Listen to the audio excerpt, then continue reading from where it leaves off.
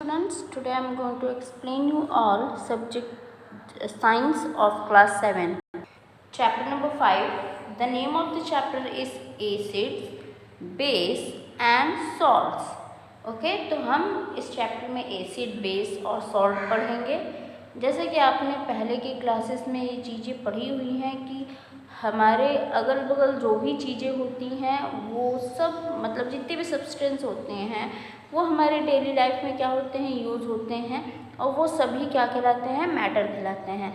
तो मैटर जो होता है वो अलग अलग तरीके के मतलब फॉर्म में पाए जाते हैं नेचर में, और ये पॉसिबल है कि उसे हम कई मतलब उसके फिज़िकल प्रॉपर्टीज़ को देखते हुए कई ग्रुप्स में हम उसे डिवाइड कर सकते हैं। मतलब उन चीज़ों को उनके फिज़िकल प्रॉपर्टीज़ में देखते हुए उसे हम कई ग्रुपों में डिवाइड करते हैं, जिससे कि वो चीज़ें अलग हो सकती हैं एक दूसरे से।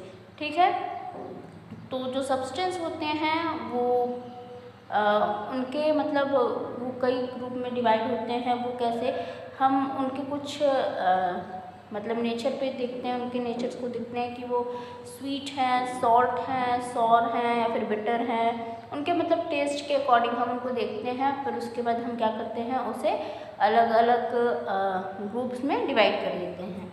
ठीक है, जैसे कि यहाँ पे थिंक एंड आंसर है कि आप चीज़ें देख रहे हैं सब्सटेंस में, लेमन जूस है, sugar, curd, grapes juice, table salt, तो ये सारी चीज़ें हैं और आपको बताना है कि इनके टेस्ट कैसे होते हैं, तो ये आपको लिखना है। ओके, फिर आगे हम आते हैं तो यहाँ पे एसिड के बारे में बताया गया है कि जो एसिड्स होते हैं वो क्या होते हैं।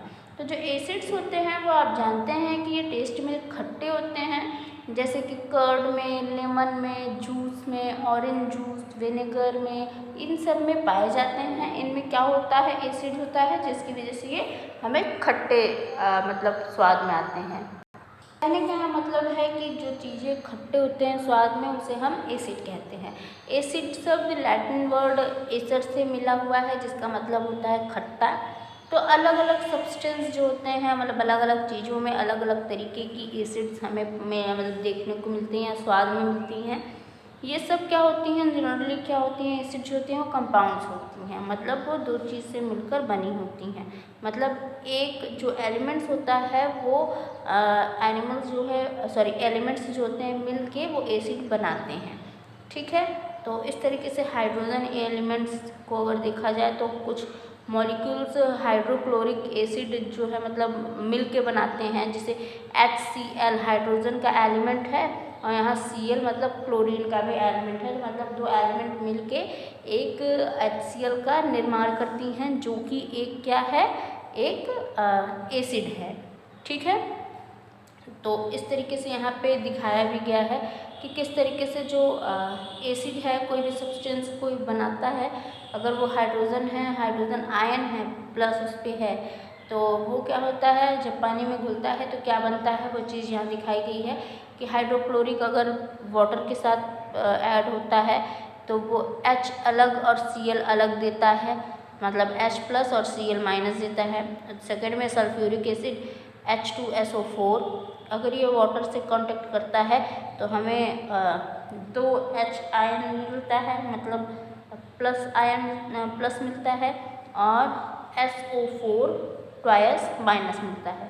ओके, तो इस तरीके से हमें जब ये रिएक्शन करते हैं तो ये चीज़ें मिलती हैं। क्लासिफिकेशन ऑफ एसिड, एसिड्स के जो क्लासिफिकेशन है वो दो ग्रुप्स में होते हैं, मतलब mineral acid and mineral acids and organic acids. तो दो तरीके के जो एसिड्स हैं उनको डिवाइड किया गया है। जो एसिड्स होते हैं वो हाइड्रोक्लोरिक जैसे होते हैं, सल्फ्यूरिक होते हैं, नाइट्रिक एसिड होते हैं, ये सब अवेलेबल होते हैं, जो कि ये केमिस्ट्री लैब में हमें आसानी से मिल जाता है। और ये जो है ये एक किसके एग्जाम्पल्स हैं, मिनरल एसिड्स के हैं। ठीक है, ये एसिड क्या करते हैं, ये मतलब इनको जो है इनको हैंडल करने के लिए एक बहुत ही मतलब ग्रेट केयर लेना पड़ता है, मतलब सावधानी के साथ इन्हें हैंडल करना पड़ता है, क्योंकि ये क्या कर सकते हैं, ये हमारे क्लॉथ्स को और हमारे स्किन को जला सकते हैं। इसलिए हम जब इसको यूज़ करते हैं, मतलब जितने भी मिनरल एसिड का हम यूज़ करते हैं लैब में, तो बड़े सावधानी के साथ करते हैं। अब दूसरे हाथ में देखा जाए तो मतलब ऑर्गेनिक एसिड की बात हो रही है, तो जो ऑर्गेनिक एसिड होते हैं वो नेचुरली मतलब हमें नेचर से मिल जाती है ऑर्गेनिक एसिड, जैसे कि citric acid, acetic acid, lactic acid, ये सारे क्या होते हैं, ये ह्यूमन बॉडी में भी प्रेजेंट होते हैं, प्लांट्स में भी प्रेजेंट होते हैं, मिनरल्स में और बहुत सारी चीज़ों में, मतलब ऑर्गेनिक एसिड्स हम मतलब उनसे ले सकते हैं। अब यहाँ पे कुछ ऑर्गेनिक एसिड्स दिखाए गए हैं कि जो सोर्स है, हमें लेमन, ऑरेंज, ग्रेप से सिट्रिक एसिड मिल जाता है, मिल्क कर्ड से लैक्टिक एसिड, और ये है टैमरिंड है ये, जिससे टार्टरिक एसिड मिल जाता है, विनेगर है जिससे एसिटिक एसिड मिल जाता है, प्रोटीन्स जिसमें अमीनो एसिड्स मिल जाते हैं, एप्पल्स जिसमें मैलिक एसिड मिल जाता है, टी उसमें टैनिक एसिड मिल जाता है, विटामिन सी जिसमें एस्कॉर्बिक एसिड मिल जाता है। तो इस तरीके से बहुत सारे नेचुरली चीज़ें हैं जिससे हमें एसिड्स मिल जाता है। इससे हमें कोई हार्मफुल मतलब नहीं होता, ये हार्म नहीं करते हैं, ये बहुत ही सेफ होते हैं। ठीक है, अब concentrated and dilute acids. Concentrated और डाइल्यूट एसिड यहाँ बताया जा रहा है कि कॉन्सेंट्रेटेड एसिड क्या होता है, N acid which has 100% of acid content in it, identically little water in is always present, is called concentrated acid। अब concentrated एसिड यहाँ बताया जा रहा है कि एक ऐसा एसिड जिसमें 100% उसमें एसिड होता है, एसिड कॉन्टेक्ट होता है, प्लस आइडियली जो वाटर होता है, लिटिल वाटर उसमें हमेशा प्रेजेंट होता है। तो ये क्या होता है, कॉन्सेंट्रेटेड एसिड होता है। और जब भी हम इसमें कोई भी सॉल्वेंट मतलब ऐड करते हैं, मतलब वाटर अगर ऐड करते हैं, तो जो इसकी एसिड होती है वो इसकी जो क्वांटिटी होती है एसिड की वो डाइल्यूट हो जाती है। ठीक है, तो ये क्या होती है, ये कॉन्सेंट्रेटेड एसिड होता है। तो जितना ज़्यादा हम सॉल्वेंट इसमें ऐड करेंगे उतना ही ज़्यादा ये एसिड जो होता है वो डाइल्यूट होता जाता है। अब यहाँ बता रहा है precautions should be taken while working with concentrated acid. अगर कॉन्सेंट्रेटेड एसिड के साथ आप कोई भी काम कर रहे हैं तो आपको प्रिकॉशंस लेने की बहुत ज़्यादा ज़रूरत है, मतलब आपको सावधानी बरतने की ज़रूरत है। आपको लाइक ग्लव्स और जो ग्लासेस होती हैं वो सारी चीज़ें आपको पहनना जरूरी है। ठीक है, फिर है प्रॉपर्टीज़ ऑफ एसिड। एसिड की प्रॉपर्टीज़ क्या है वो यहाँ बताया जा रहा है। Some of the characteristic properties of acids are. अब कुछ यहाँ पे बताया गया है कि ये क्या है, ये टेस्ट में खट्टे आते हैं, ये स्ट्रांग भी हो सकते हैं, वीक भी हो सकते हैं। ठीक है, और ये क्या कर सकते हैं, ये किसी भी मतलब कुछ मेटल्स से क्या करते हैं, रिएक्ट कर लेते हैं और क्या प्रोड्यूस करते हैं, हाइड्रोजन गैस को प्रोड्यूस करते हैं। और ये क्या करते हैं, कुछ ऑर्गेनिक थिंग्स में मतलब जो कुछ ऑर्गेनिक मटेरियल्स होते हैं या थिंग्स होती हैं उनका ये कलर भी चेंज कर सकते हैं, मतलब कर ही देते हैं। फिर क्या करते हैं, ये क्या करते हैं, लाइमस्टोन से रिएक्शन करते हैं और फिर लिबरेट कार्बन डाइऑक्साइड, मतलब कार्बन डाइऑक्साइड क्या करते हैं, छोड़ते हैं।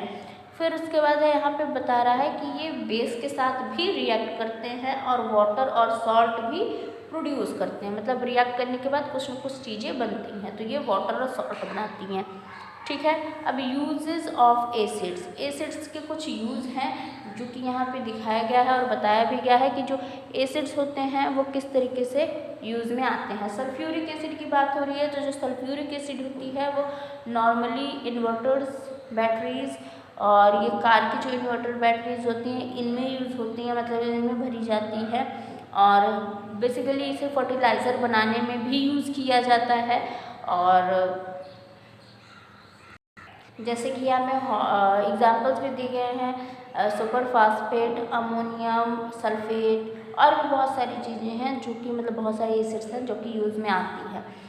ये इम्पॉर्टेंट है फील्ड में, केमिकल इंडस्ट्रीज़ में और भी बहुत सारे केमिकल चीज़ों में बहुत ही मतलब क्या है, ये इम्पॉर्टेंट है। और सबसे बड़ी चीज़ ये जो है किंग ऑफ केमिकल्स कहलाता है, केमिकल का राजा कहलाता है। इसे हम अम्लराज भी कहते हैं।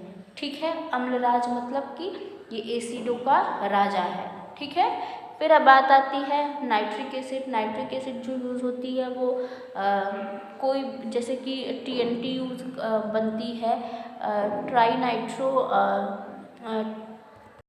टॉल्यून, तो इसको बनाने में भी यूज़ किया जाता है। नाइट्रो ग्लिसरीन बनाने में भी यूज़ किया जाता है। ये यूज़ होता है, गोल्ड स्मिथ जो होते हैं वो भी यूज़ करते हैं, जिससे कि वो गोल्ड और सिल्वर के जो ऑर्नामेंट्स होते हैं उसको क्लीन करने में यूज़ करते हैं। फिर ये बहुत सारे आर्टिफिशियल स्किन्स को मैन्युफैक्चर करने में यूज़ होती है, सिंथेटिक डाइज बनाने में या फिर फर्टिलाइज़र बनाने में भी यूज़ किया जाता है। ओके, तो ये रहा नाइट्रिक एसिड का कुछ खासियत। अब नीचे आते हैं हम हाइड्रोक्लोरिक एसिड पे। हाइड्रोक्लोरिक एसिड बताया जा रहा है कि ये एक पार्ट ऑफ गैस्ट्रिक एसिड है। जो ह्यूमन होते हैं, ह्यूमन की बॉडी में या फिर एनिमल्स की बॉडी में क्या होता है, स्टमक में ये सिक्रीट होता है। किस लिए? डाइजेशन को प्रॉपर तरीके से करने में। तो ये बहुत ही यूज़फुल है रिफ़ाइन करने में और मतलब रिफ़ाइन के प्रोसेस में, और ये सॉल्ट बनाता है। ठीक है, तो ये क्लोरीन के मैन्युफैक्चरिंग में भी यूज़ किया जाता है। उसके बाद है एसिटिक एसिड।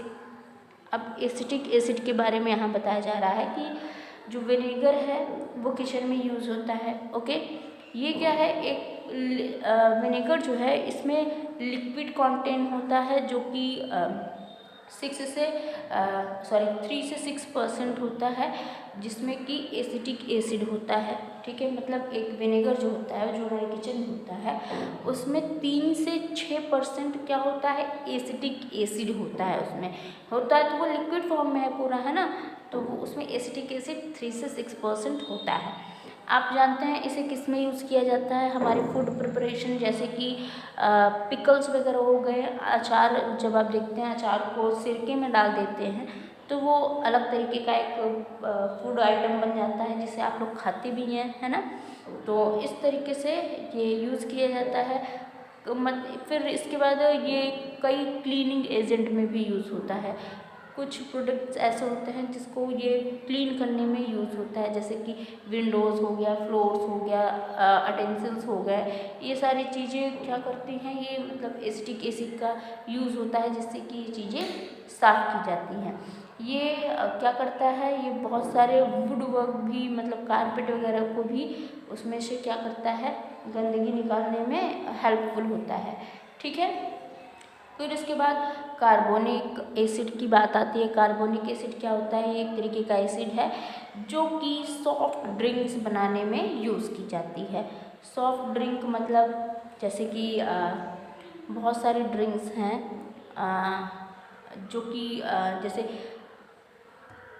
वाइन्स वगैरह हैं, तो ये सब सॉफ्ट ड्रिंक जो हैं मतलब स्पार्कलिंग वाली जो ड्रिंक्स होती हैं उसको बनाई जाती है।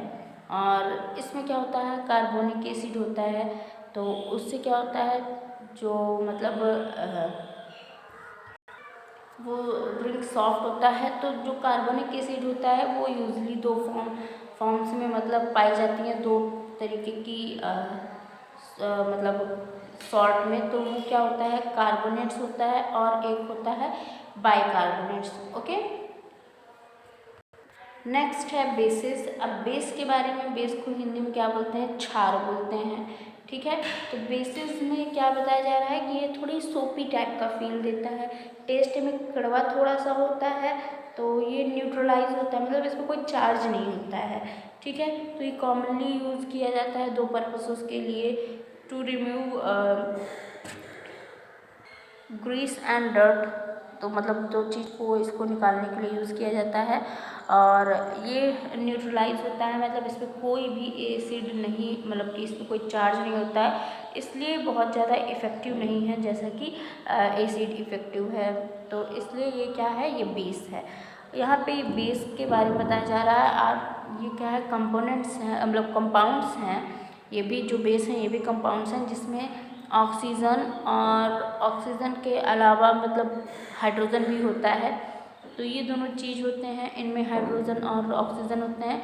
लेकिन जो बेस होता है वो ऑक्सीजन जब कांटेक्ट करता है तो ऑक्साइड बनाता है, और अगर वो हाइड्रोजन और ऑक्सीजन दोनों को कांटेक्ट करता है तो फिर वो क्या हाइड्रोक्साइड बनाता है। तो जो बेस होता है वो ऐसा सब्सटेंस है जिसमें हाइड्रोक्साइड आयंस होते हैं, तो वो पानी भी ऐड करता है इसका मतलब। तो यहाँ पे जब बेस क्या होता है पानी में डिज़ोल्व हो जाता है तो वो अल्कलाइज बनाता है। ओके, एग्जाम्पल के तौर पे यहाँ पे NaOH है जो कि सोडियम हाइड्रोक्साइड उसे कहेंगे। अगर इसमें पानी के प्रेजेंस में मतलब अगर पानी से इसका कांटेक्ट कराया जाए तो ये टूटेगा तो क्या देगा Na++OH- देगा। ओके, सेकेंड में यहाँ पोटेशियम हाइड्रोक्साइड है KOH, अगर इसको पानी से कांटेक्ट कराएंगे तो ये टूट के देगा K++HO-।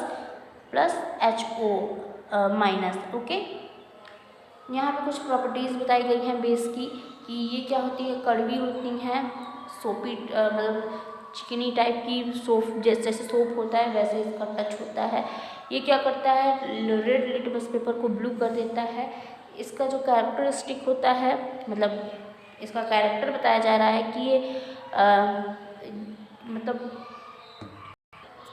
ये हाइड्रोक्सिल ग्रुप बनाता है, OH ग्रुप बनाता है। ठीक है, ये क्या करता है, एसिड से रिएक्ट करता है तो ये सॉल्ट फॉर्म करता है, मतलब सॉल्ट बनाता है और वाटर बनाता है। फिर ये बताया गया है कि ये क्या करता है,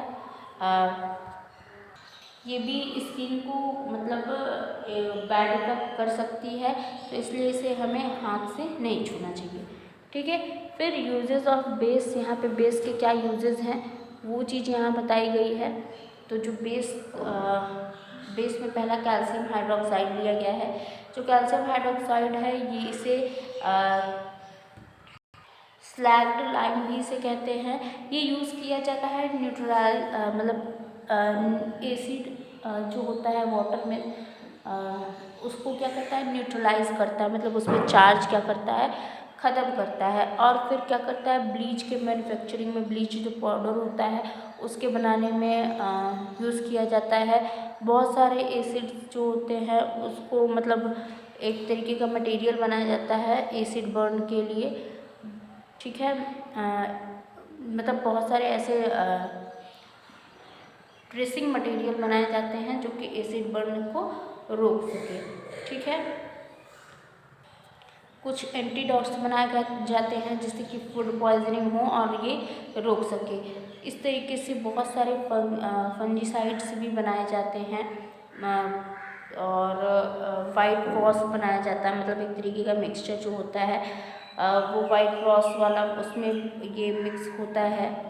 और it is mixed with sand and water to make mortar which is use in the construction of buildings. बहुत सारे बिल्डिंग कंस्ट्रक्शन में भी यूज़ होते हैं ये। फार्मर्स फील्ड में भी बहुत सारे इसके मतलब बेस को यूज़ करते हैं, किसको, कैल्शियम हाइड्रोक्साइड को, जो कि मतलब ये यूज़ करते हैं अपने फील्ड में जिससे कि जो एसिड रेन होता है उससे ये अपने फसल को बचा सके। ठीक है, फिर है सोडियम हाइड्रोक्साइड। सोडियम हाइड्रोक्साइड को कास्टिक सोडा भी कहते हैं।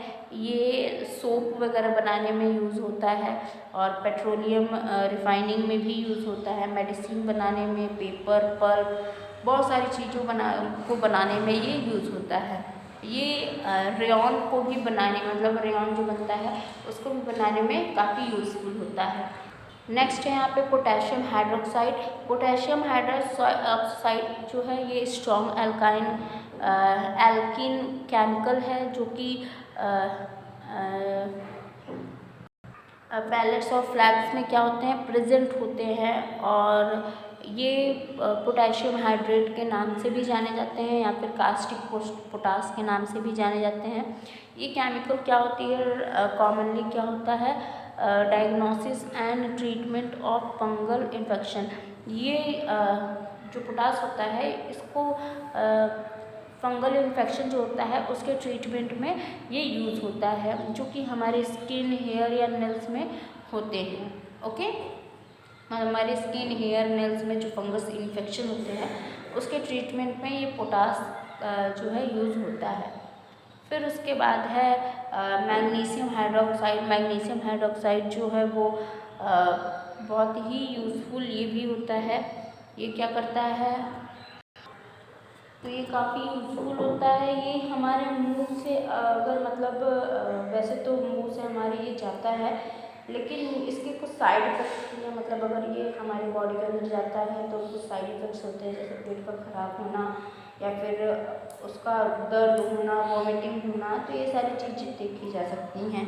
ठीक है, फिर है अमोनियम हाइड्रोक्साइड। अमोनियम हाइड्रोक्साइड का यहाँ बताया जा रहा है कि ये क्या करता है, ये किसी भी क्लॉथ पे अगर ग्रीस लग गया है या फिर विंडो प्लेन्स लग गए हैं, उसमें दाग लग गया है या फिर इंक स्पॉट लग गए हैं, तो जो अमोनियम हाइड्रोक्साइड है ये क्या कर सकता है, उन दागों को ख़त्म कर सकता है।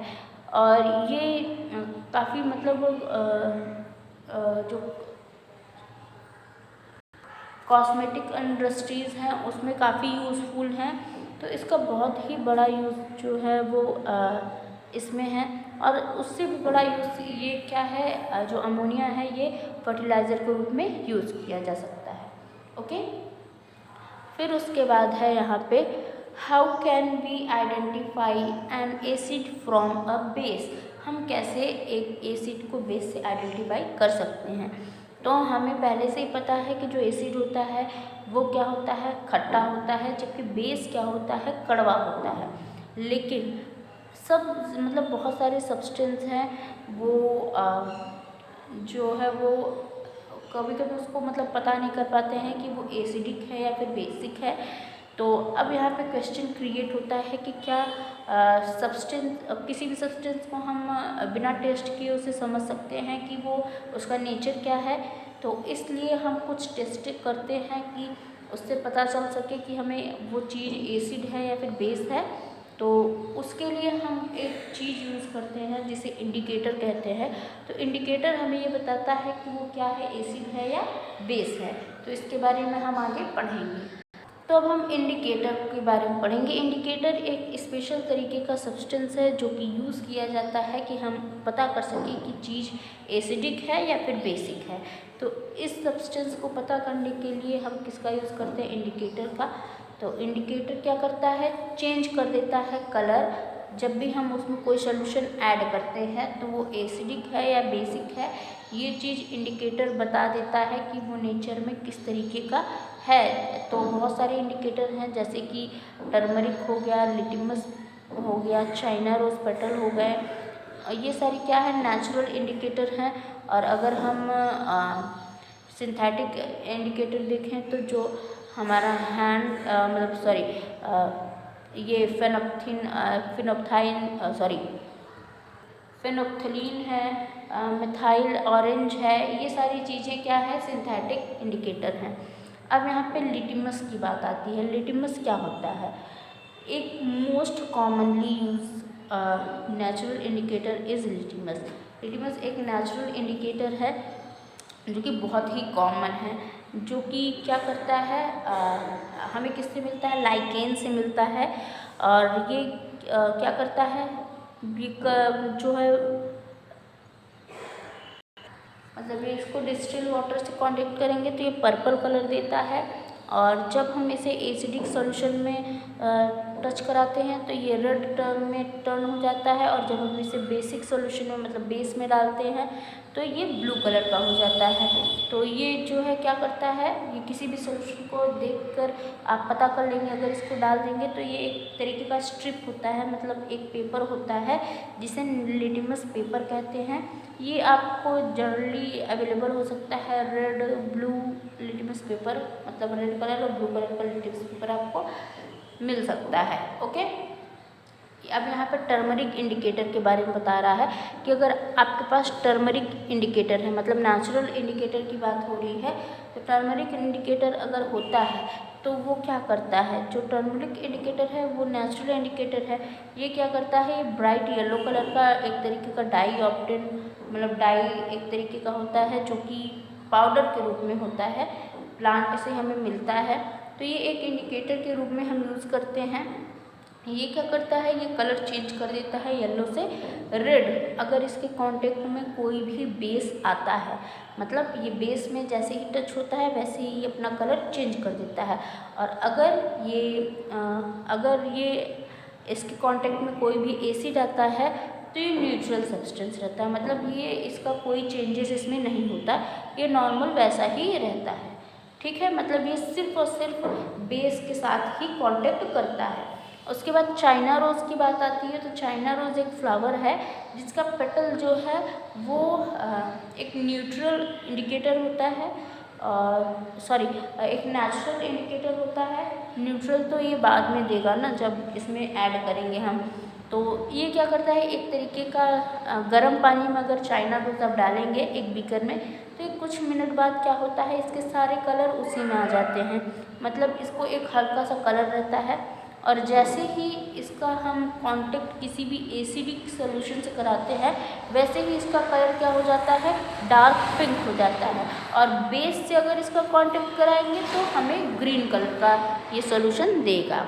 अब नेक्स्ट है फेनोप्थलीन के बारे में यहाँ पे है। तो फेनोप्थलीन क्या होता है, ये एक सिंथेटिक इंडिकेटर है जो कि कलर चेंज करता है बेस, मतलब बेसिक मीडियम का। तो ये क्या करता है, अगर मतलब इसे एसिड के सॉल्यूशन से टच कराएंगे तो ये कलरलेस हो जाएगा, तो ये मतलब क्या करता है, ये पिंक कलर हो जाता है सब्सटेंस कोई मतलब बेसिक सॉल्यूशन से अगर हम इसको ऐड करते हैं। ठीक है, फिर है मेथाइल ऑरेंज। अब मेथिल ऑरेंज के बारे में यहाँ बताया जा रहा है कि ये एक सिंथेटिक इंडिकेटर ये भी है, ये कलर चेंज करता है किसी भी एसिडिक मीडियम को। नेक्स्ट है यहाँ पे प्रिवेंटिंग टूथ डिके। अब दांतों का खराब होने को कैसे बचा सकते हैं, तो हम जब भी दांत को बचाते हैं तो हम ब्रश करते हैं जिसमें हम टूथपेस्ट का यूज़ करते हैं। टूथपेस्ट में क्या होता है, बेस होता है जो कि हमारे दांत में जो भी एसिडिक चीज़ें प्रेजेंट होती हैं उसको न्यूट्रलाइज करने में मदद करता है, तो इससे हम अपने दांत के खराब होने से बचा सकते हैं अपने दांत को। फिर है ट्रीटिंग सॉइल को किस तरीके से ट्रीट कर सकते हैं, तो जो न्यूट्रलाइजेशन है वो सॉइल का बहुत ज़्यादा ज़रूरी है जो कि प्लांट को ग्रो करने में मदद करती है। तो इससे क्या होता है, हम बहुत सारे केमिकल्स यूज़ करते हैं लाइक फर्टिलाइज़र्स, जिससे कि क्या होती है, सॉइल की एसिडिक जो होती है मतलब उसमें एसिडिक बनाती है, और जब ये सॉइल बहुत ज़्यादा एसिडिक होने लगती है तब एक ट्रीटमेंट किया जाता है जो कि बेस से बनता है, मतलब बेस से ट्रीटमेंट कराते हैं। वो जो क्विक लाइम होता है उससे, मतलब कैल्शियम ऑक्साइड, और स्लैंट लाइम जो कि कैल्शियम हाइड्रोक्साइड होता है, उससे क्या होता है, जो सॉइल की एसिडिटी होती है वो न्यूट्रलाइज हो जाती है, जिसमें बहुत ज़्यादा प्रेजेंट होता है वो क्या होता है, नॉर्मल न्यूट्रल हो जाता है। तो इससे क्या होता है, जो सॉइल होती है वो अच्छी हो जाती है। Okay, so in this way your chapter is completed. Let us start the exercises. Tick the correct option. So first is the substance which are shown in taste is called are called. Your answer is acids. Second is one of the element that make up an acid molecules is always the dash element. Your answer is hydrogen. Third is the acids prepared from the naturally occurring compounds are called dash. Your answer is organic acid. Fourth is the acid can react with some dash and produce hydrogen gas.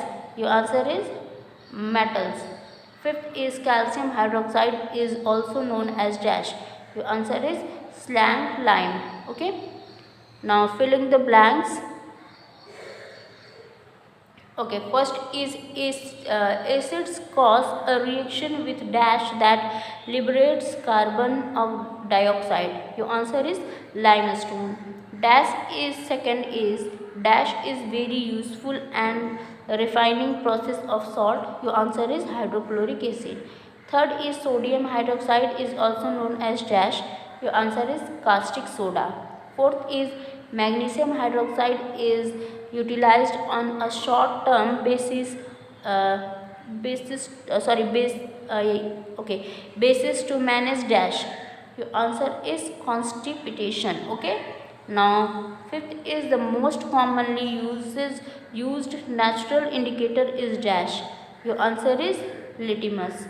Now sixth is the dash can be used as a liquid or can be soaked into paper. Your answer is indicator. Now true false. First is one of the elements that make up an acid molecules is always the hydrogen element. True. Now second is the acids prepared from the naturally occurring compounds are called organic acids. True.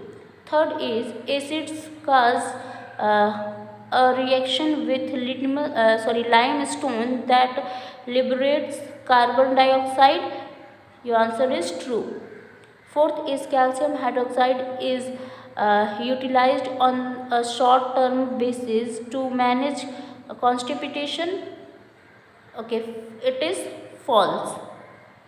Okay, now fifth is sodium chloride is the common salt used in food to